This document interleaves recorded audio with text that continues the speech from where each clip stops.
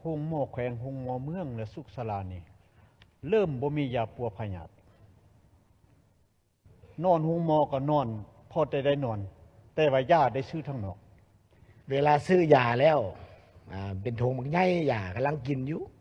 วันนี้ผลของการกวดกาของเชี่ยวชาญใหม่มาเห็นว่าโอ้บ่ได้ต้องเปลี่ยนยาพอเปลี่ยนยาแล้วปุ๊บยาเก่ายังเหลือเป็นถุงยาไม่ไหม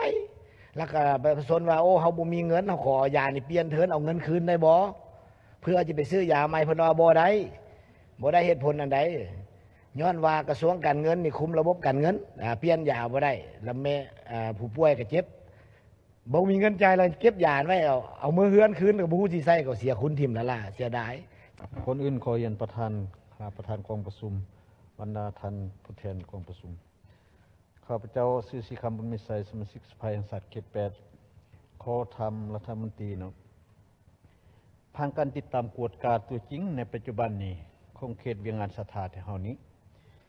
โรงหมอแขวงโรงหมอเมืองและสุขศาลานี่เริ่มบ่มียาปัวพยาธินอนโรงหมอก็นอนพอได้นอน แต่ว่ายาได้ซื้อทางนอก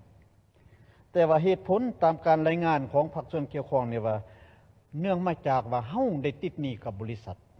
บ่มีเงินใช้หนี้แล้วเพิ่นก็บ่ให้ยืมต่อกับปัญหาตัวนี้อันแข็งห้อนในปัจจุบันนี้สภาพเป็นอันนี้รัฐวิธีไหนแก้เนาะเพื่อให้มียาบริการปิ่นปัว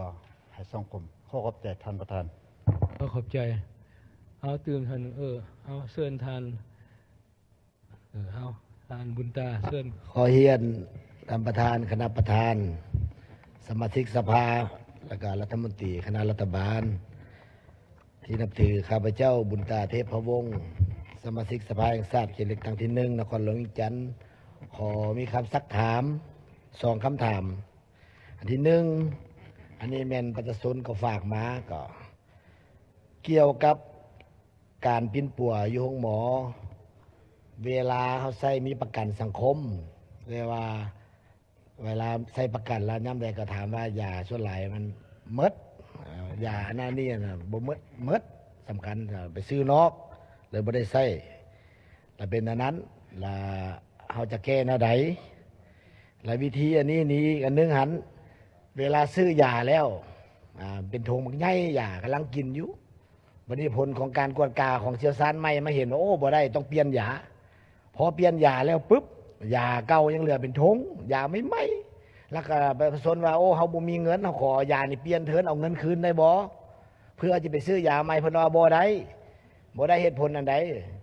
ย้อนว่ากระทรวงการเงินนี่คุมระบบการเงินเปลี่ยนยาบ่ได้แล้วแม่ผู้ป่วยก็เจ็บบ่มีเงินจ่ายแล้วเก็บยาไว้เอามือเฮือนคืนก็บ่ฮู้สิใช้ก็เสียคุณทิ่มแล้วล่ะเสียดายจะแก้ไขอันใดอันที่1อันที่2เกี่ยวกับห้องหมออันนี้ก็เคยแลกเปลี่ยนอันนี้ตัวอย่างเนาะเมื่อก่อนก็มีหลายท่านหมอที่เป็นเชี่ยวชาญใหญ่เคยผ่าตัดทางการนี้เป็นอำนวยการใหญ่ห้องหมอเป็นอำนวยการใหญ่ห้องหมอทั้งเป็นเชี่ยวชาญผ่าตัดบัดนี้ทั้งมานั่งห้องการปุ๊บอ่านเรียกงานสรุปเลขาหน่วยพักแข็งคุณภาพด้านสมัยนั้นแล้วก็อ่านบทสรุปอ่านนั่นนี่เอตาเงินเดือนหลายอย่างแล้วก็ไปผ่าตัดอีกแล่นไปแล่นมาสับสน